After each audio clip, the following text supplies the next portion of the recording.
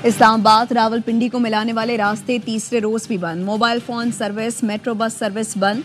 मरी रोड और अतराफ के रास्ते ट्रैफिक के लिए खोल दिए गए। फैजाबाद पर कंटेनर्स मौजूद होने से शहरियों को मुश्किलात। अंदरूनी रावलपिंडी से रकावटें हटा दी गईं। शहर में मजमूई तौर पर ट्रैफिक बहाल।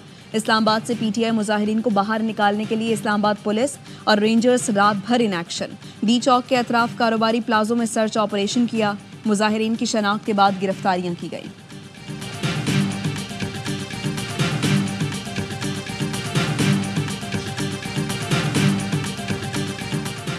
चुंगी नंबर 26 पर जख्मी होने वाला इस्लामाबाद पुलिस का एहलकार अब्दुल हमीद अस्पताल में जाँ बहक। अब्दुल हमीद मुजाहिरीन के पथराव से जख्मी हुआ था। तर्जुमान इस्लामाबाद पुलिस के मुताबिक मुजाहिरीन पुलिस कांस्टेबल अब्दुल हमीद शाह पर अगवा के बाद तशद्दुद करते रहे। अब्दुल हमीद एबटाबाद के रिहायशी थे और उन्हें 3 माह बाद रिटायर होना था।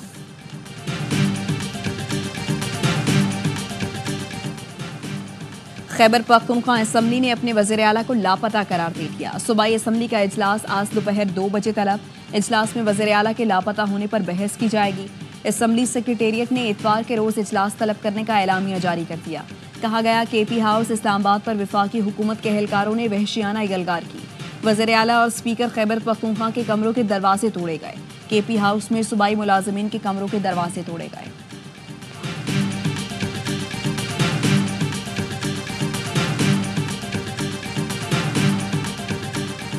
वज़ीर आला खैबर पख्तूनख्वा अली अमीन गंडापुर कहाँ हैं? ऑपोजिशन लीडर उमर अयूब का कहना है वज़ीर आला खैबर पख्तूनख्वा को अगवा किया गया। मुशीर इत्तलात खैबर पख्तूनख्वा बैरिस्टर साहब कहते हैं अली अमीन गंडापुर से राब्ता नहीं हो रहा। वज़ीर आला की खैरियत से मुतालिक कारकुनों में तशवीश है। पीटीआई रहनुमा असद कैसर का वज़ीर आला खैबर पख्तूनख्वा को फौरी तौर पर छोड़ने का मुतालबा। सरकारी ज़राए ने अली अमीन गंडापुर की गिरफ्तारी की तरदीद कर दी।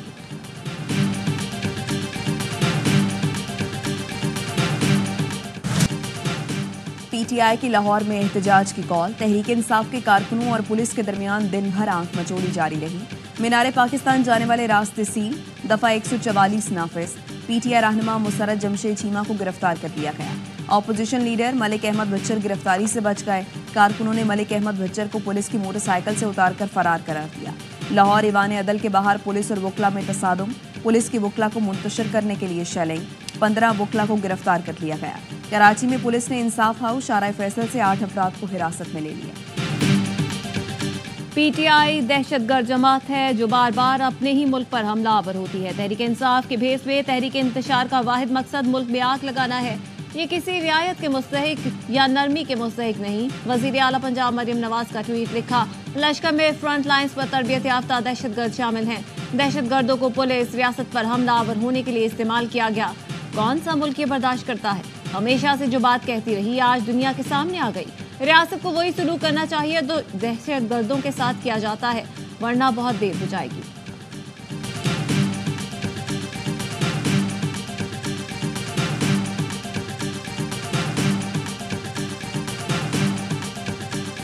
सैकड़ों अफगान और तालिबान के मुसल्ला जत्थे पीटीआई वालों के साथ हैं। वज़ीर दिफा ख्वाजा आसिफ कहते हैं मोदी और जयशंकर पीटीआई के वाली वारिस हैं, इसीलिए ये डी चौक पर जयशंकर को खिताब के लिए बुला रहे हैं।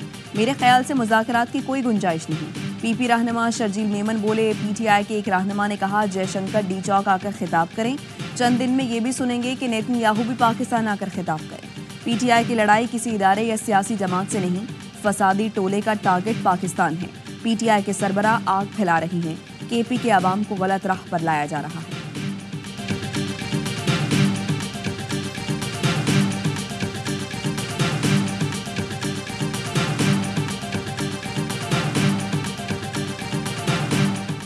हुकूमत ने खुद भारतीय वजीर ख़ारजा जयशंकर को दावत दी है। एंकर ने बात की तो जवाब में कहा जयशंकर को दावत देते हैं, आकर पुरअमन एहतजाज देख लें।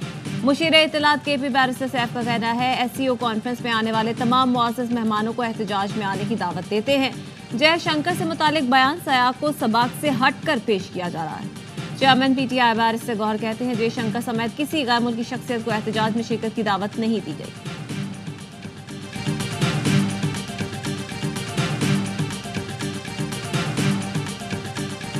मेरी प्राइम मिनिस्टर जो मीटिंग हुई थी हमारे कुछ और इश्यूज़ पे थी, उस पर गवर्नर राज पे डिस्कशन नहीं हुई। को ब्रीफ किया जो खैबर पख्तूनख्वा की इस वक्त लॉ एंड ऑर्डर की सिचुएशन है।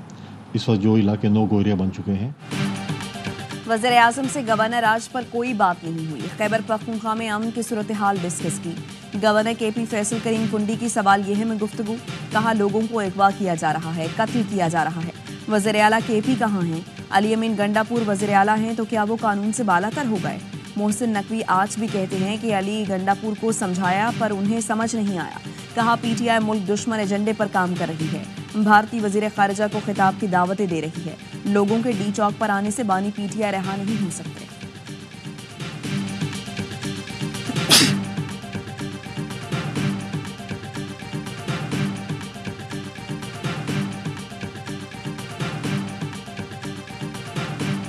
इस्लामाबाद में एहतजाज रोकने की दरख्वास्त पर समाअत। हाईकोर्ट की सेक्रेटरी दाखिला को फौरी इक़दाम करके हालात मामूल पर लाने की हिदायत। चीफ जस्टिस आमिर फारूक ने कहा मोबाइल सर्विस बंद है, कोई इमरजेंसी में किसी से राब्ता नहीं कर सकता। सूरत हाल समझ सकता हूँ, खुद कंटेनर्स के दरमियान से गुजर कर आया हूँ। उम्मीद है पीर को हालात मामूल के मुताबिक होंगे। वफूद पाकिस्तान आ रहे हैं, कोई नामुनासिब वाक़या होता है तो वज़ारत दाखिला जिम्मेदार है।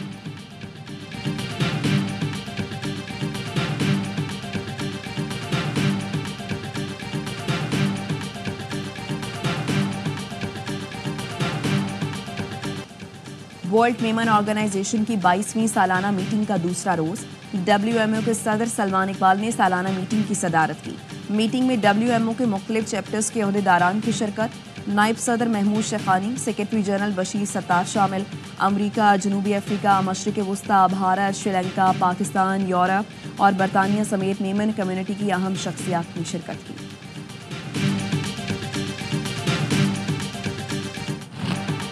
पंजाब और खैबर पख्तूनख्वा के बेशतर शहरों में बारिश ने जलथल कर दिया। इस्लामाबाद और रावलपिंडी में मूसलाधार बारिश के बाद मौसम खुनक हो गया। लाहौर, शेखुपुरा, कसूर, नारोवाल, सरगोधा समेत पंजाब के कई शहरों में बादलों की रिमझिम। पेशावर में शहर और अतराफ में भी गरज चमक के साथ बरसात। स्वात, मलकन में भी बारिश ने मौसम खुशगवार कर दिया। कर्क और कोहाट में तूफानी हवाओं के साथ बारिश के बाद सर्दी ने दस्तक दे दी।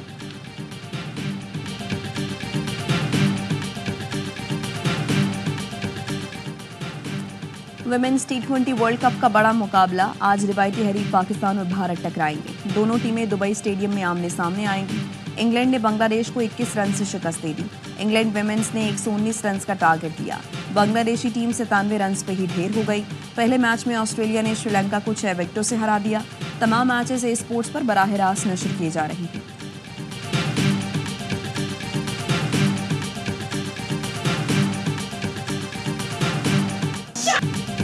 डांस, म्यूजिक, थिएटर और फनून लतीफ़ा के फनकारों ने आलमी सकाफती मेले में 4 चांद लगा दिए। जापानी थिएटर ग्रुप गॉम्बो ने कॉमेडी ड्रामा अंग्रेजी जबान में पेश किया। शरका की भरपूर दाद। मुल्की और बैनुल-अक़वामी मौसीकारों ने म्यूजिकल कॉन्सर्ट में सुर ताल का जादू जगाया। दिल को छू लेने वाली धुनें पेश की। माई ढाई ने सकाफती नगमे गाए। शाहज़ेब अली ने अपनी रोमांचक आवाज का जादू चलाया। यूक्रेन के कमालिया ने भी अपनी जानदार परफॉर्मेंस से हाज़रीन को महसूस किया। आलमी सकाफती मेले का 11वां रोज कवाली के नाम रहेगा।